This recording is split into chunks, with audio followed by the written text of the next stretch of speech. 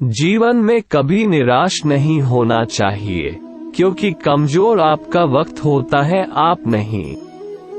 समय कभी नहीं रुकता। आज यदि बुरा चल रहा है तो कल अच्छा अवश्य आएगा।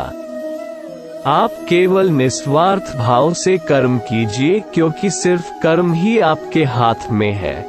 तुम अपनी पीड़ा के लिए संसार को दोष मत दो। अपने मन को समझाओ, तुम्हारे मन का परिवर्तन ही तुम्हारे दुखों का अंत है।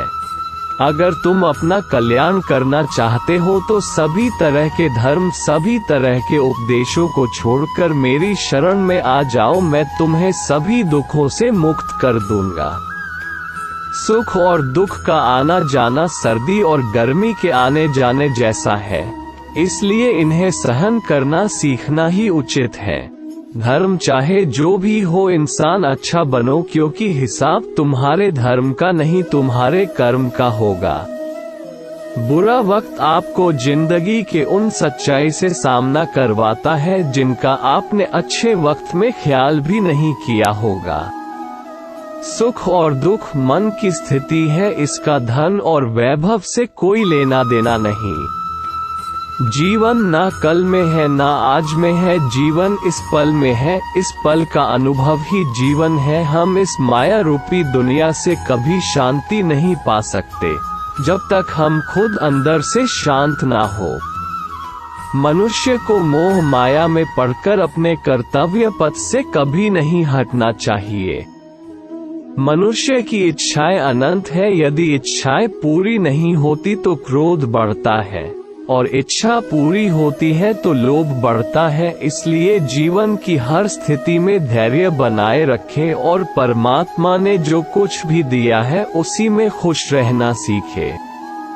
लोग कहते हैं कि अपनों के आगे झुक जाना चाहिए, परंतु सच तो ये है कि जो अपने होते हैं वह कभी झुकने ही नहीं देते। जिस व्यक्ति का मन उसके बस में नहीं है, उस व्यक्ति का सबसे बड़ा शत्रु उसका मन है। जीवन में आधे दुख सिर्फ इस वजह से आते हैं कि हमें जिस व्यक्ति से उम्मीद नहीं रखना चाहिए उनसे हम बहुत बड़ी उम्मीदें बांध लेते हैं, और जब वो उम्मीदें पूरी नहीं होती हैं तो दुख का कारण बन जाती है।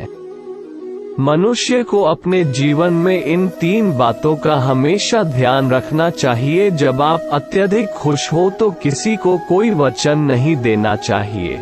जब आप अत्यधिक क्रोधित हो तो उत्तर नहीं देना चाहिए, और जब आप अत्यधिक दुखी हो तो कोई निर्णय नहीं लेना चाहिए। मेरे सभी भक्तों को कृष्ण जन्माष्टमी की मंगलमय शुभकामनाएं।